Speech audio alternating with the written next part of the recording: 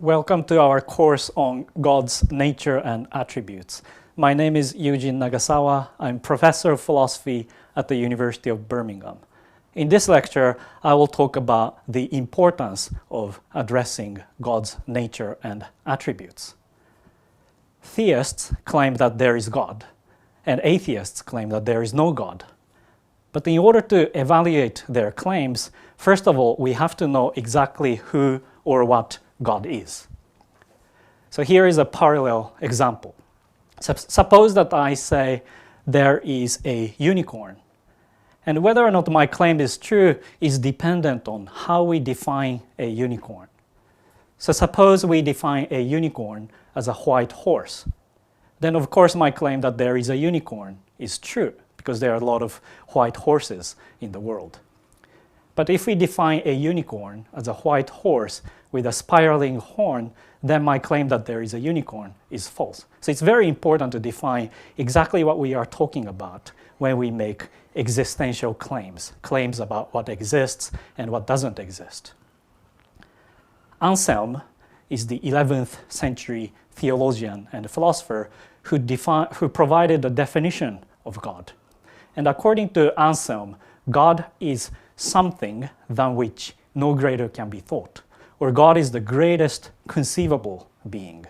So Anselm thinks that God is the greatest conceivable being. So if there is a being that is greater than your God, then your God is not the real God. There is no conceivable being that is greater than God. And this definition is widely accepted among Judeo-Christian Islamic theists. So they think that if there is God at all, then he should be the greatest conceivable being. So starting with this definition, theists typically derive three specific attributes of God: omniscience, omnipotence, and omnibenevolence.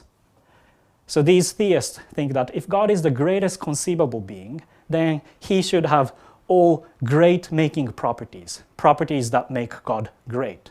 So God should have knowledge, power, and benevolence at the highest degree of intensity. That's why God should be all-powerful, all-knowing, and all-good. Many theists also ascribe further attributes to God.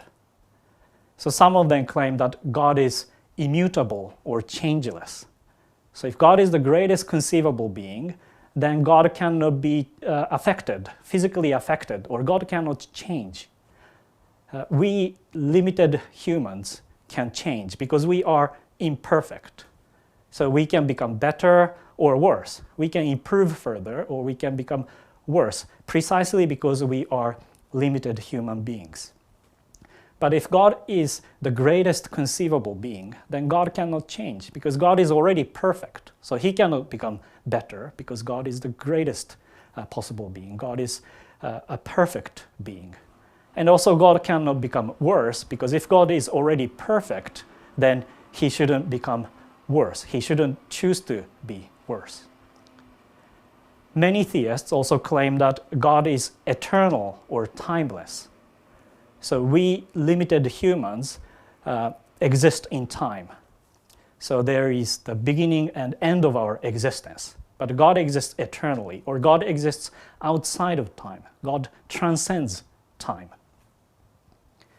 Many theists also claim that God is impassible, which means that God cannot feel pain, or God doesn't suffer. We can feel pain or we can suffer because we are limited. There are a lot of limitations that we have, and that's why we can feel pain. But God is already perfect, so he doesn't feel any pain at all.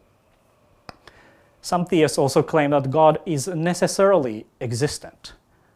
So we humans exist by chance. We are contingent beings. So for example, if my parents hadn't met, then I wouldn't have existed. So in that sense, I exist only by chance. I'm a contingent being. But God is a necessary being. God exists in every possible situation, in any possible world, because as the being than which no greater can be conceived, he exists everywhere in any possible situation. Many theists also claim that God is omnipresent. So we exist in specific locations in space. But God is not a physical being that exists in one place. So God transcends space. So in some sense, God exists everywhere, unlike contingent beings like us. Many theists also claim that God is personal. God is a person, or at least a personal being, which means that God has free will and beliefs and volition. So God is not like a perfect machine. God has beliefs, and God instantiates his free will as well. And he chose to create the world by instantiating free will and power. Also, some theists claim that God is simple. So our physical bodies consist of many different parts, but God is not like that. God doesn't consist of many different parts. God is a simple being, simple and perfect. Some theists formulate the doctrine of divine simplicity as follows. So it's not that God has knowledge, or God has power, or God has goodness, but God is knowledge itself, or God is power itself, or God is goodness itself. And in that sense, God is simple. God is identical with his attributes. So in this lecture, we started with Anselm's definition of God as something than which no greater can be conceived. And starting with that definition, we derived God's omni attributes, omniscience, omnipotence, and omnibenevolence. And we have also addressed further attributes of God. And again, it's very important to specify God's nature, or what kind of attributes we can ascribe to God, in order to talk about God's existence or non-existence in a meaningful manner.